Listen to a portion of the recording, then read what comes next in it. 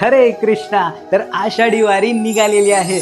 जर आपल्याला पांडुरंगाची म्हणजेच विठ्ठलाची कृपा पाहिजे असेल तर आपण सुद्धा या वारीमध्ये सहभाग घेतला पाहिजे. ज्याप्रमाणे आपण बघतो की आळंदी येथून संत ज्ञानेश्वर माऊली महाराजांची पालखी निघते आणि देहू येथून संत तुकाराम महाराजांची पालखी येते आणि त्याच्यामध्ये असंख्य लाखो वारकरी भक्त त्या ठिकाणी टाळ मृदंग घेऊन भगवंतांच्या नामाचा गजर करीत या ठिकाणी पंढरीची वाट चालत आहे. जसं की आपण म्हणतो, पाऊले चालती पंढरीची वाट, सुखी संसाराशी सोडून या गाठ, पाऊले चालती पंढरीची वाट.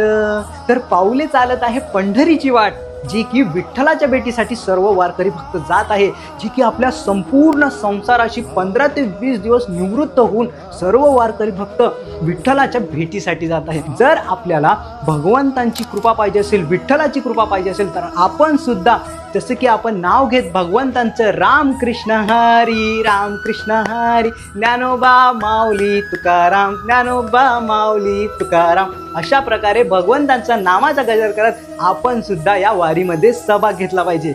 जर आपण भगवंतांच्या या वारीमध्ये सहभाग घेऊ तर नक्कीच विठ्ठल आपल्यावरती प्रसन्न होईल. आषाढी वारी महोत्सवच्या आपल्या सर्वांना खूप खूप मंगलमय शुभेच्छा. रामकृष्ण हरी. धन्यवाद.